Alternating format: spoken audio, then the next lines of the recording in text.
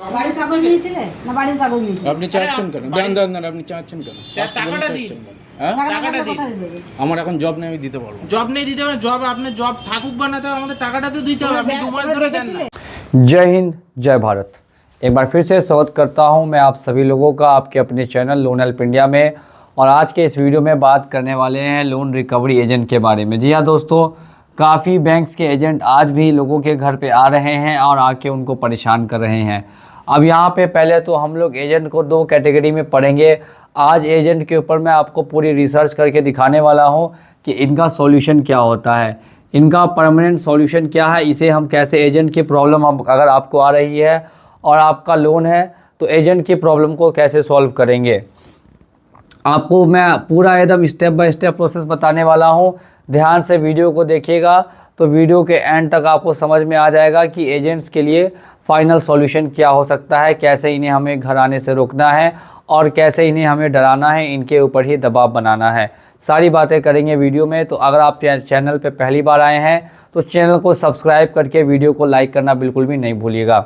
सबसे पहले बात करते हैं, एजेंट 2 तरीके के होते हैं दोस्तों। सबसे पहले तो एक आते हैं जो होते हैं रिकवरी एजेंसी से, और दूसरे जो एजेंट होते हैं वो खुद ही बैंक या NBFC के द्वारा अपॉइंट होते हैं। अब हमें कैसे पता चलेगा कि जो आपके पास एजेंट आया है वो बैंक NBFC का आया है या फिर वो एजेंसी का आया है। देखिए, अगर वो एजेंसी का होगा तो जो उसका पास ID कार्ड होगा, जो उसके पास ID कार्ड होगा उस पर किसी न किसी एजेंसी का नाम मेंशन किया हुआ है। और अगर उसके पास ID कार्ड भी नहीं है तो समझ लीजिए कि फिर वो एजेंसी का ही है। देख सकते हैं एजेंसी के जितने भी रिकवरी वाले होते हैं वो बहुत ही भ्रामक तरीके से लोगों को परेशान करते हैं और उनमें डर का माहौल पैदा करते हैं। ये जो एजेंसी वाले हैं ये क्या करते हैं, भ्रामक तरीके से लोगों को परेशान करते हैं, भ्रम फैलाते हैं, डर का माहौल पैदा करते हैं। और ये जो बैंक और NBFC वाले होंगे इनके पास प्रॉपर ID कार्ड मिलेगा जिस पे बैंक और NBFC का नाम मेंशन होगा, और साथ साथ में आपको उनकी एम्प्लॉय ID कार्ड की एम्प्लॉय ID मेंशन होगी। इतनी जानकारी अगर हो गई है आपको तो आप ये कैटेगराइज सबसे पहले कर सकेंगे कि जो रिकवरी वाला आ रहा है वो क्या बैंक या NBFC का है या फिर वो किसी एजेंसी का आ रहा है। इतना पता करने के बाद दोनों का क्या इलाज है। सबसे पहले हम लोग बात कर लेते हैं एजेंसी के बारे में।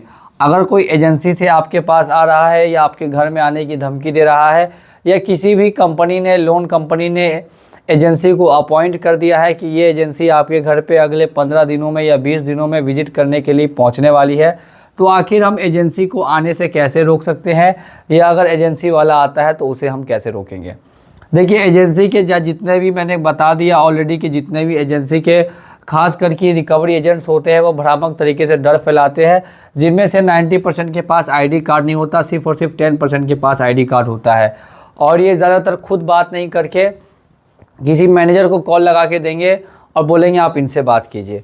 देखिए, इन लोगों से कभी भी एजेंसी वालों से बात नहीं करना है, इनको भाव नहीं देना है, क्योंकि एक तरीके से एजेंसी का कोई भी ऐसा ये नहीं है कि वो आपसे पैसा वसूली कर सकते। पहली बात तो आपने जिन कंपनियों से पैसा लिया था उन कंपनियों के एजेंट आते तो थोड़ा समझ में भी आता है, लेकिन आखिर वो थर्ड पार्टी को उन्होंने दिया है, इसका मतलब कि आपका डाटा शेयर किया है। आपका डाटा थर्ड पार्टी को देना कहीं पर भी अलाउड नहीं है, किसी भी एग्रीमेंट में नहीं लिखा हुआ है कि रिकवरी प्रोसेस के लिए आप किसी भी अनट्रस्टेड जो भी कंपनीज़ होती है, एजेंसीज़ होती है, उनके पास आपका डाटा शेयर करके और उन्हें लोन रिकवरी के लिए आपके घर पे विजिट करने भेजेंगे, ऐसा कहीं भी नहीं है। तो इनको गलती से भी इंटरटेन नहीं करना है। अगर ये आपके पास आ जाते हैं तो आप, इनका ID कार्ड नहीं है तो ID कार्ड सबसे पहले बोलिए लाने के लिए।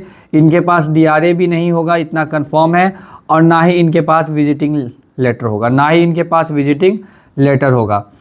इन तीनों में से तीनों चीज़ अगर नहीं रहती है तब तो और ज़्यादा अच्छा है।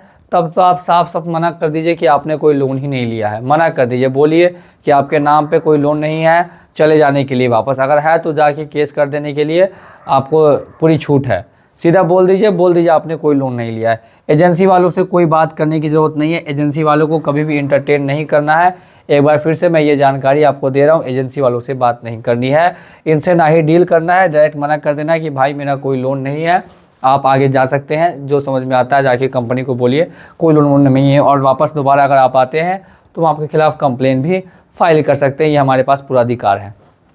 अब नेक्स्ट बात करते हैं बैंक और एनबीएफसी को लेके।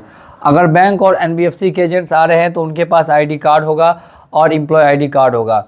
इसका आपको फ़ोटो ले लेना है, या ये आपको याद होना चाहिए कि उन्होंने आपका अपना नाम क्या बताया था, उनका फ़ोन नंबर क्या है, और उसका फ़ोटो ले लीजिए। अगर आप इस एम्प्लॉय आईडी कार्ड का फ़ोटो लेकर एक ईमेल कर देते हैं कंपनी के अंदर में कि इस नाम का रिकवरी वाला आपको आकर बार बार डिस्टर्ब कर रहा है, आपकी प्राइवेसी जो है वो थ्रेट में है, तो आप चाहते हैं कि किसी तरीके का रिकवरी एजेंट फर्दर आपके पास विजिट करने के लिए ना आए, तो ये प्रोसेस अगर आप करेंगे तो ग्रीवेंस सेल में ईमेल करेंगे, या फिर उसकी जो आईडी कार्ड है उसको ट्विटर पे ट्वीट करके और साथ में मेंशन कर देंगे बैंक का नाम या एनबीएफसी का नाम, तो आपको 99.99% चांसेस है कि दोबारा आपके पास रिकवरी एजेंट कभी भी नहीं आने वाला। ये मैं उन लोगों के लिए बता रहा हूँ जिनके पास रिकवरी एजेंट ऑलरेडी आ रहे हैं।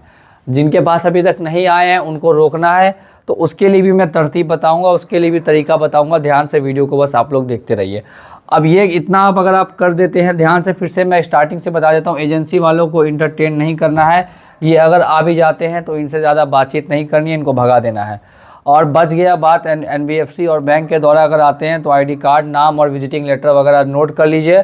और अगर इनके पास भी विजिटिंग लेटर नहीं होगा, इतना मुझे अच्छे से पता है, तो इनको भी आप भगा दीजिए और नाम वगैरह पे जाके कंप्लेंट फाइल कर दीजिए। देखिए उसके बाद कोई आपके पास आने वाला नहीं है।